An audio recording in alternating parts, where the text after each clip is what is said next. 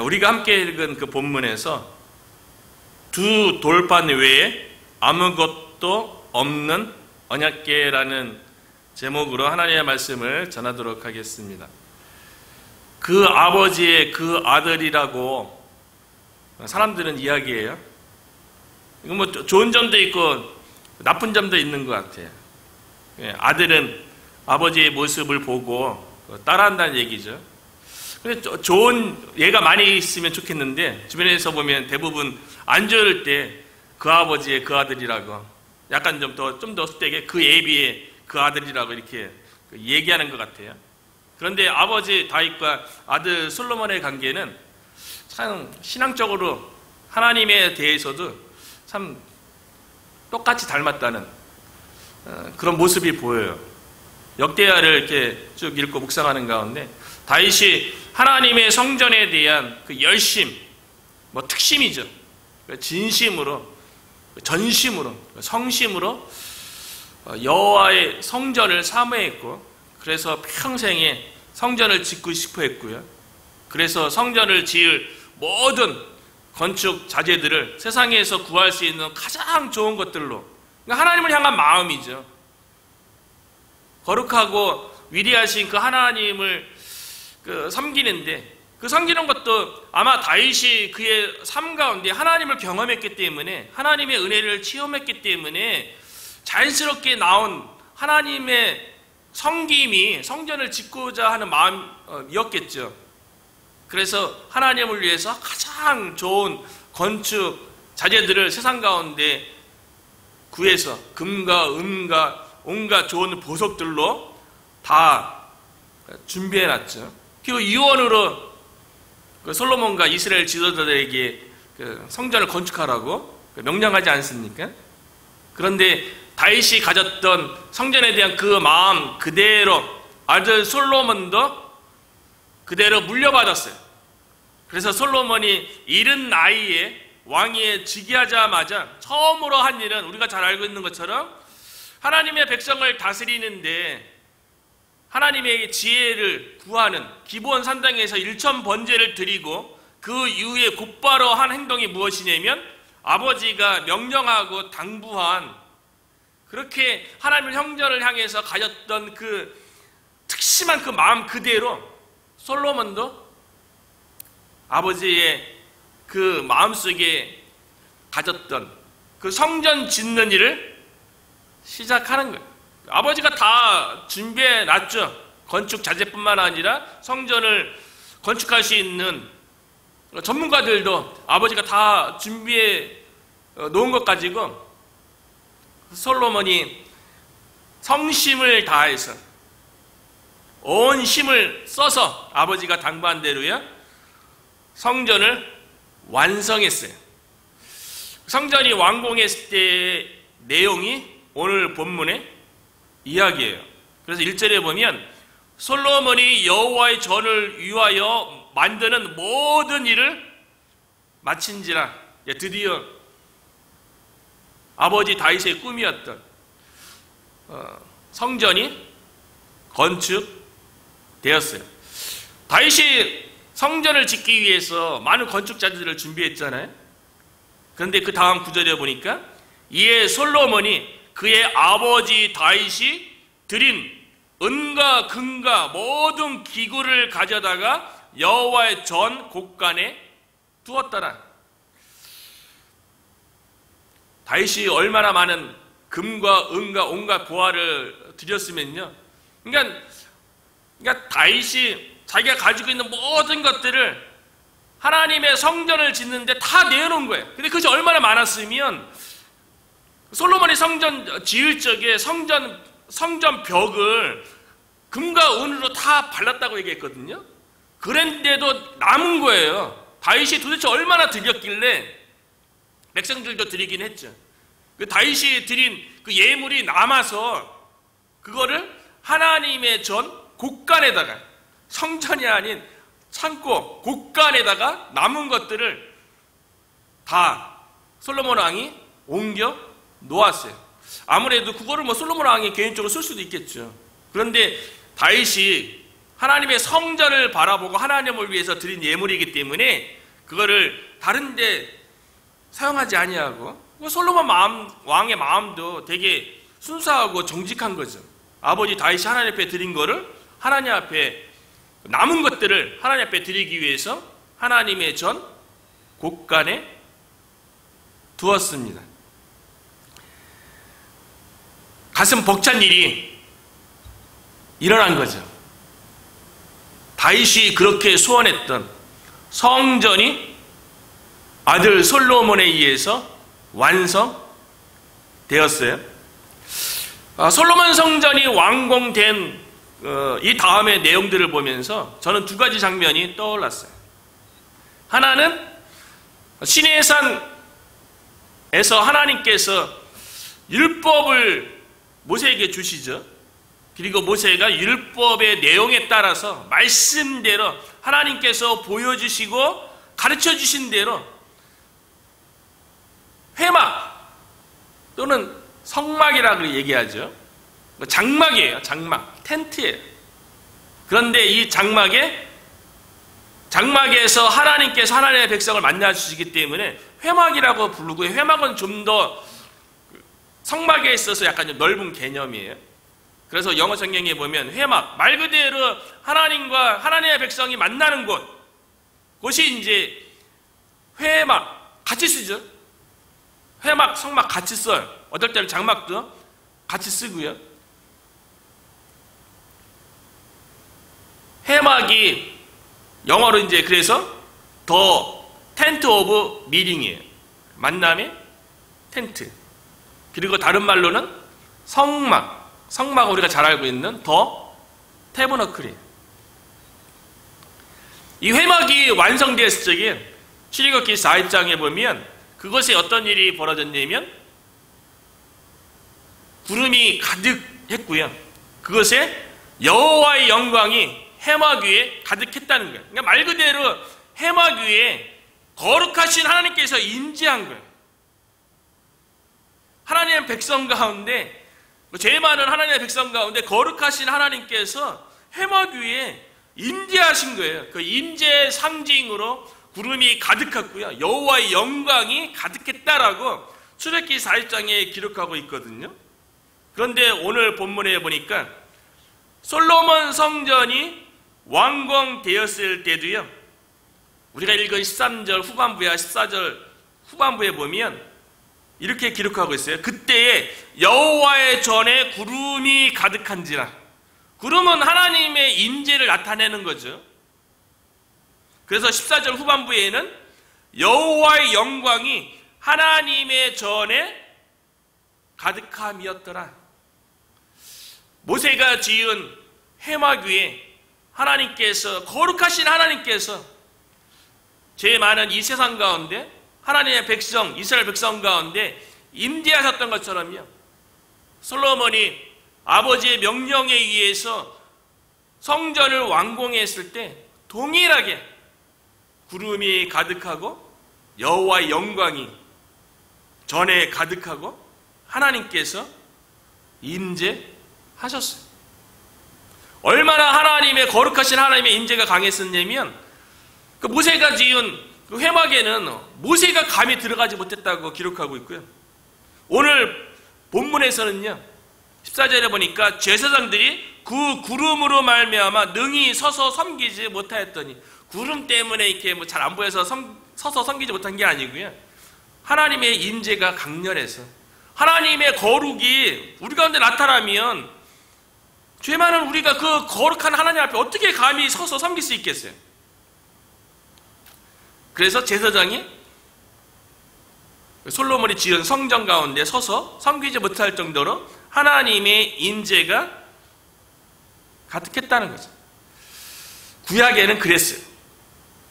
아무리 하나님의 말씀에 의해서 회막이 지어지고 하나님의 말씀에 의해서 성전이 지어져도요, 성전에서 하나님을 만날 수 있도록 감히 어떤 누구도 제대로 나갈 수 없는 거예요. 특별히 하나님께서 임재한 곳이 어디입니까?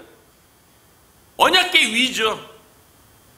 오늘 본문에도 보면 구름이 천사의 형상이에요. 그룹이 천사예요. 천사가 양쪽에서 날개를 펴서 하나님의 궤를 덮죠. 그 중앙에 하나님께서 임재하셨어요.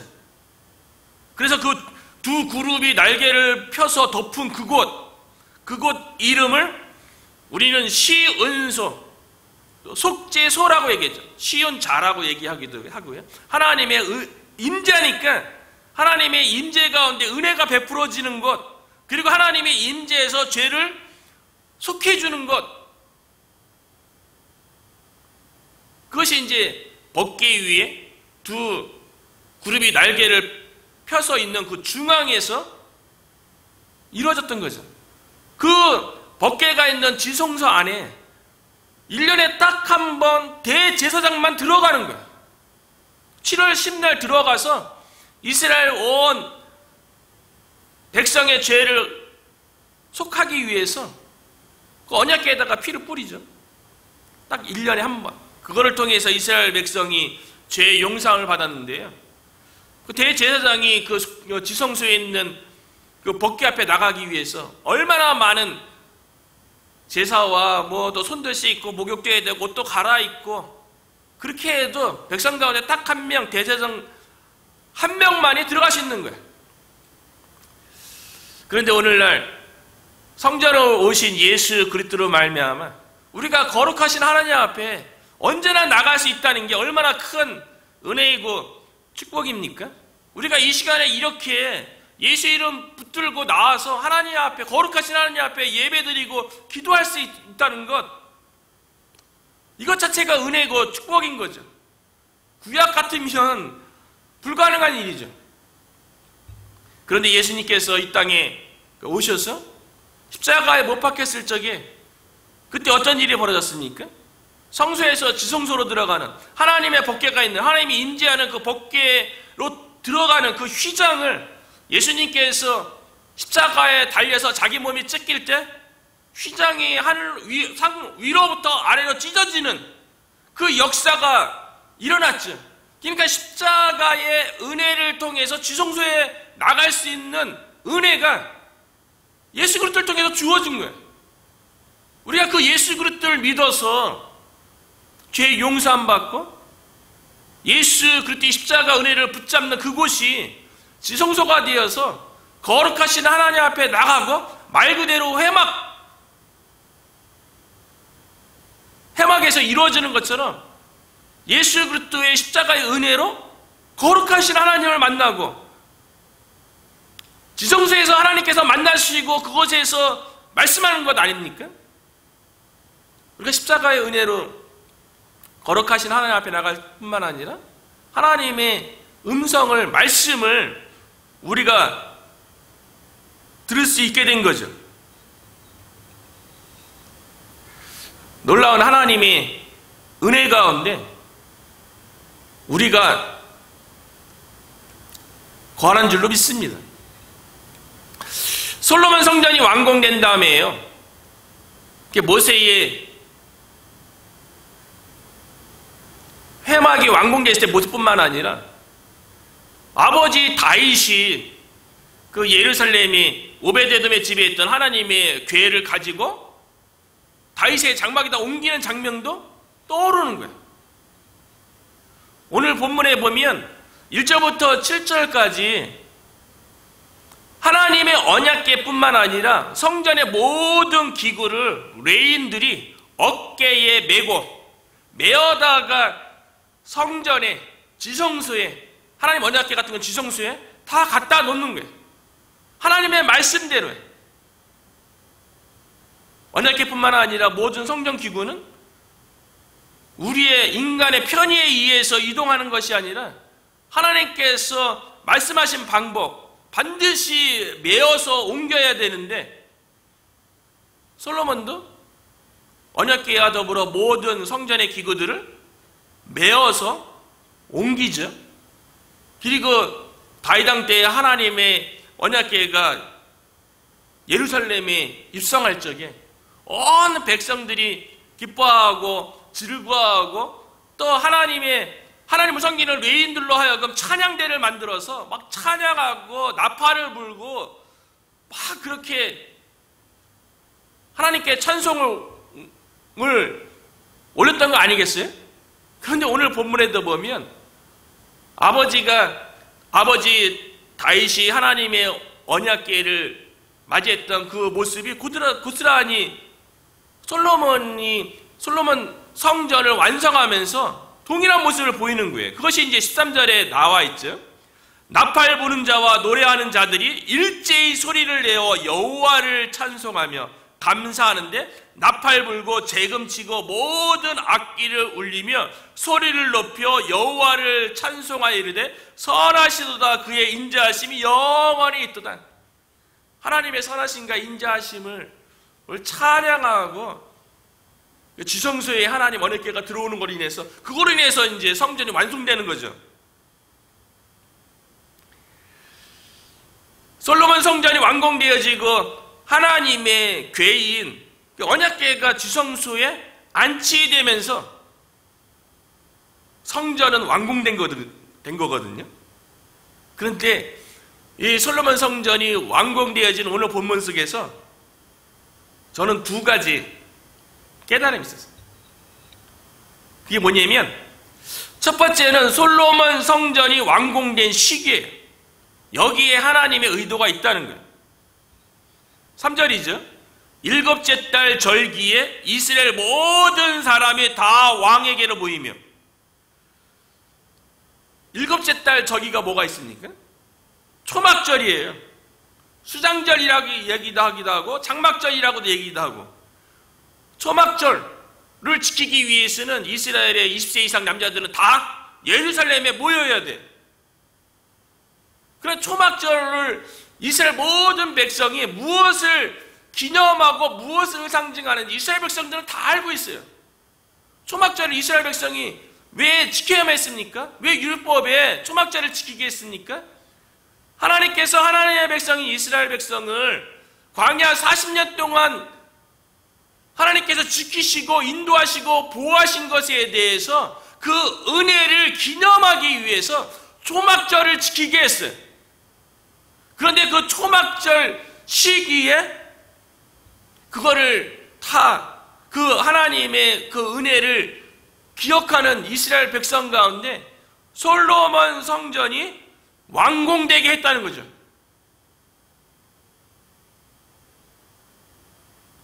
이스라엘 백성이 광야 40년 동안 하나님께서 어떻게 이스라엘 백성을 지키시고 보호하시고 인도하시고 그렇게 역사했습니까?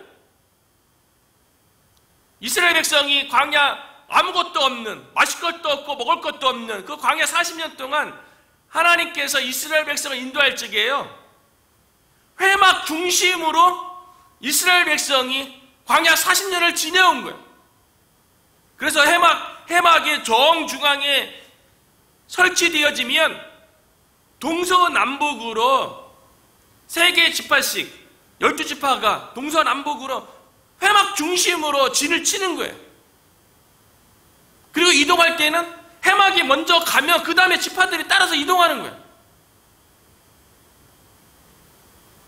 광야 40년을 회막 중심으로 이스라엘 백성이 하나님의 은혜를 그 광야에서 아무것도 없는 그 광야에서 하나님의 도우심과 인도하심과 은혜를 체험했다고요. 해막에서 구름이 떠오르면 진행하고요, 해막에서 구름이 머무르면 이스라엘 백성이 그곳에서 한 달이든 석 달이든 몇 년이든 머무는 거예요. 해막이 움직이냐 안 움직이냐에 따라서 이스라엘 백성이 이동하냐 이동하지 않냐가 결정된 거예요. 그리고 해막에서 정중앙에 있잖아요, 이스라엘 진지 가운데. 해막에서 아침에 해가 떠오르면 상번제를 드리죠. 상번제를 드리면 번제로 희생제물을 태워서 하나님 앞에 드리다 보면 연기가 올라가죠. 그 사방에 있는 이스라엘 백성이 상번제 드리는 그 하늘로 올라가는 연기 보면서 하루 시작하는 거예요. 그 저녁에 해질 적에 또 상번제를 또 드려요. 그 번제가 떼어지면서 연기가 또 하늘로 올라가요. 그거를 보면서 마무리하는 거예요. 회막 중심으로 하나님의 백성인 이스라엘은요, 예배로 시작하고 예배로 하루 마무리한다고 볼 수도 있고요. 하루를 시작할 때 그 번제를 태워지는 연기를 보면서 하나님 생각하면서 하루 시작하고 하나님 생각하면서 하루를 마무리 지었다고 볼 수 있죠. 그렇게 광야에서 회막 중심에 하나님의 은혜를 경험했던 그 초막절을 지키는 그 절기에 솔로몬 성전이 완공됐다는 거예요. 하나님의 백성은 성전 중심으로 신앙생활을 해야 되는 거죠.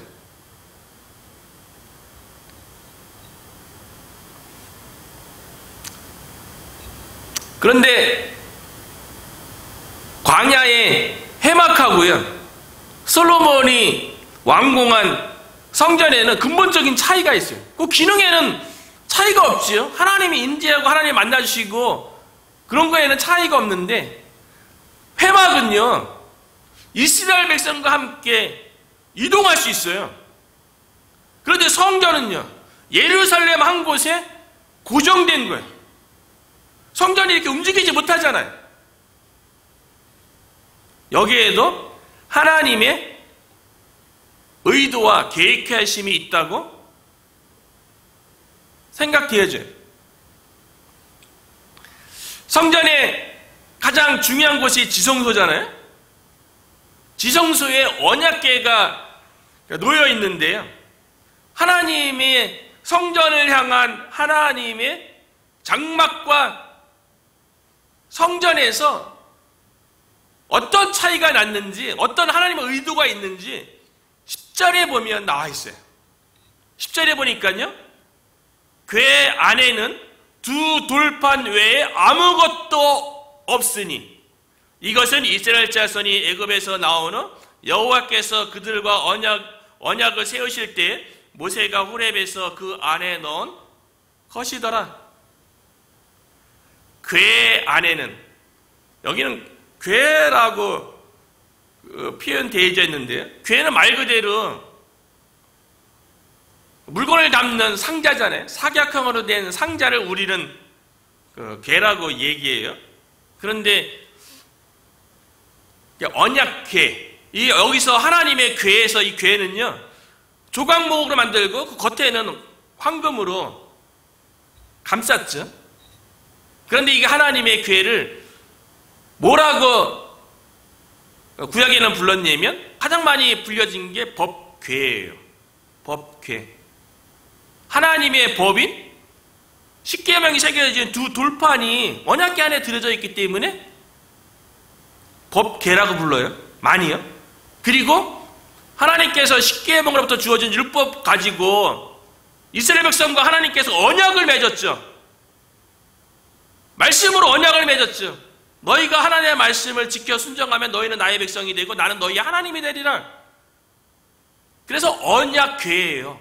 그것도 십계명이 새겨진 두 돌판 때문에 그런 거죠. 또 불려진 이름이 뭐냐면 증거궤예요. 십계명이 기록된 하나님의 말씀에 대한, 하나님에 대한 증거하기 때문에 증거궤라고 불렸어요. 그렇기 때문에 궤 안에는, 하나님의 궤는요, 궤 안에 들어있는 십계명이 새겨져 있는 두 돌판 때문에 법궤니 언약궤니 증거궤라고 불려진 거예요. 그런데 이 궤 안에는 두 돌판 외에 아무것도 없으니, 왜 솔로몬 성전이 완공된 다음에 언약궤 안에는 왜 돌판 외에는 아무것도 없어야 된다는 거예요? 원래 언약궤 안에 우리가 알고 있는 것처럼 뭐가 있었습니까?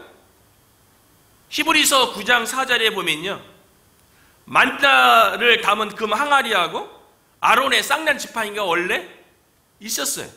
그거와 더불어 두 돌판, 십계명이 새겨진 두 돌판, 세 가지가 있었던 거죠. 그런데 오늘 본문에 보니까 아론의 쌍난 지팡이하고 만나가 담긴 황금 항아리는 없는 거예요. 이게 뭘 얘기합니까?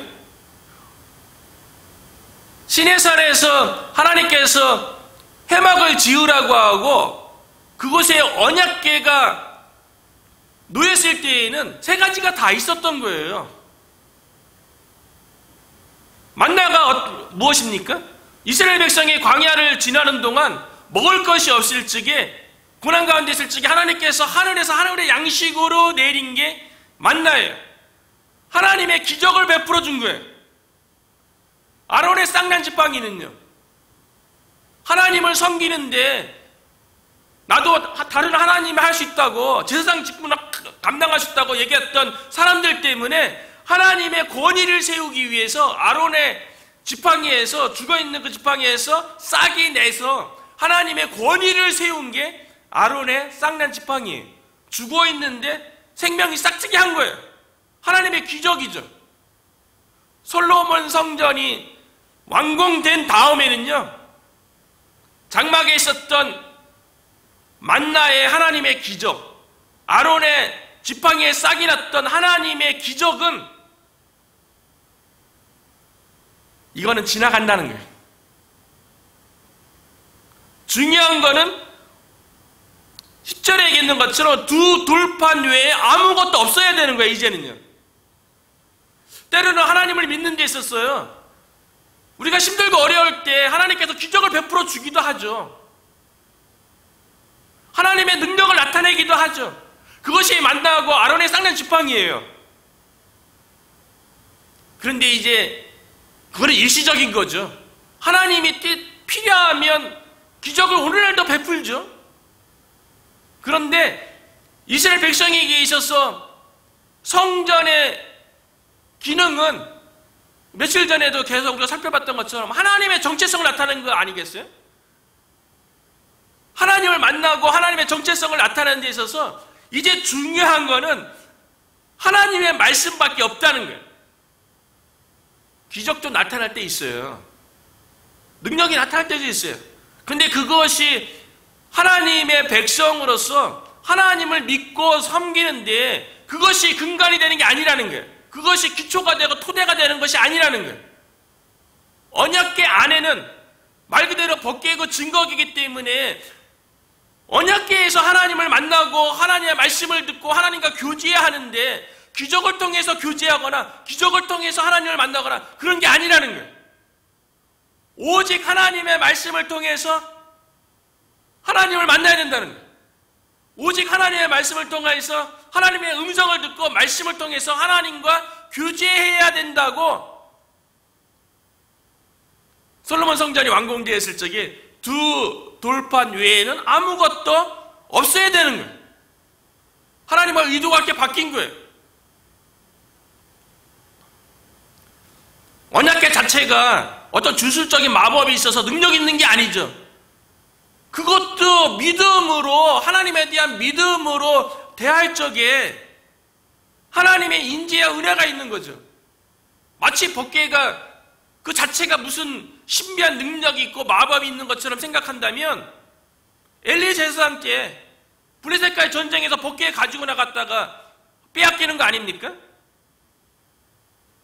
중요한 거는 하나님의 말씀만 남는 거예요.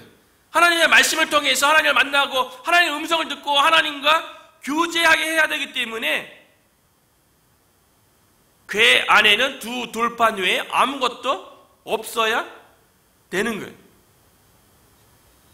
나중에 남유다가 멸망하게 돼요. 그리고 바벨론의 포로로 잡혀갈 것에 대해서 예레미야 선지자가 예언합니다. 그 기간이 또 70년이고 70년이 되면 다시 예루살렘으로 돌아올 것에 대해서 예레미야가 예언하는데요. 그때에 예레미야 선지자가 하나님의 법궤에 대해서 뭐라고 예언하냐면요, 예레미야 3장 16절 17절을 보니까요, 바벨론의 포로로 잡혀가 살다 돌아올 사람들은 여호와의 언약궤를 다시는 말하지 아니할 것이요 생각하지도 않을 것이요, 기억하지 않을 것이요, 찾지 않을 것이요, 다시는 만들지도 않을 것이라. 바벨론 포로에서 70년 만에 돌아온 유다 백성이 예루살렘 성전을 재건하죠. 스룹바벨 총독에 의해서 그 성전이 재건되었어요. 그게 스룹바벨 성전이에요. 성경에 스룹바벨 성전이 완공된 것이 기록되어 있어요. 에스라 느헤미야에 그 내용이 기록되는 거 아닙니까? 그리고 신약에 와서는 헤롯 성전이 지어졌어요. 그것도 자그마치 46년에 걸쳐서 기록되었어요. 그런데 구약이든 신약이든 스룹바벨 성전과 헤롯 성전에 언약궤가 안치되었다는 기록이 없습니다. 스룹바벨 성전과 헤롯 성전에는 언약궤가 없었어요. 아마 남유다가 바벨론에서 멸망하고 폐허되는 가운데 없어졌겠죠. 그런데 여러 가지 전승에 의해서는 그 언약궤가 전통적인 유대인들은 오늘날 예루살렘에 모스코 돔이 세워져 있잖아요. 그 밑에 이제 바위가 있어요. 그 바위 밑에 있을 거라고 믿는 사람도 있고, 어떤 사람들은 내일 살펴보겠지만 스바 여행이 솔로몬 만나러 왔잖아요. 그때 그 언약궤를 가져가서 그 스바 그 지역이 오늘날이 어디냐면 그 예멘하고 오디오피아 그쪽 지방이거든요. 그 이디오피아에 어디에 그 언약궤가 놓여 있다라고 믿는 사람도 있고 그래요. 그래서 성경에는 언약궤에 대한 기록이 스룹바벨 성전과 헤롯 성전에는 없어요. 그런데 헤롯 성전과 스룹바벨 성전이 성전이잖아요. 그런데 언약궤가 없어요. 그렇기 때문에 성전의 기능을 완성할 메시아가 올 것에 대해서 기대하게 되는 거예요. 결국 솔로몬 성전이 완공되어지면서 10절에 있는 것처럼요, 두 돌판 외에 아무것도 없어야 되는 거예요.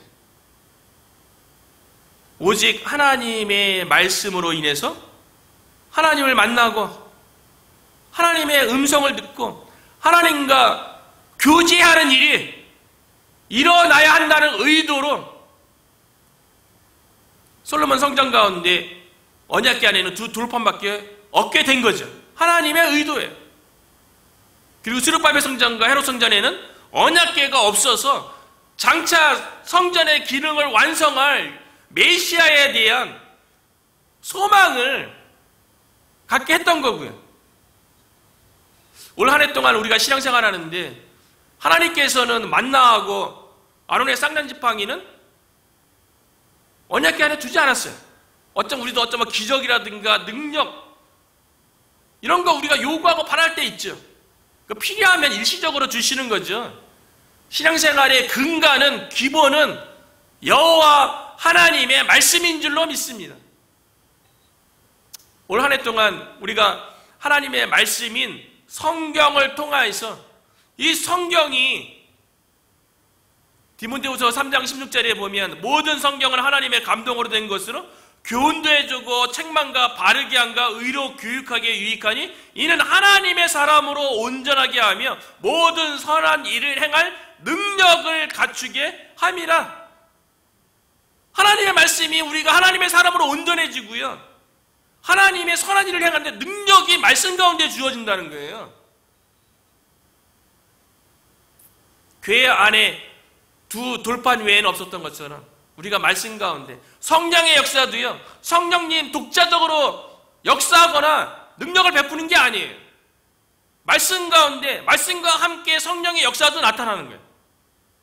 올 한 해 동안 하나님의 말씀인 성경 중심으로 말씀을 붙잡고 하나님께 나아가고 하나님의 능력을 경험하는 저와 여러분이 되기를 주님의 이름으로 축원합니다.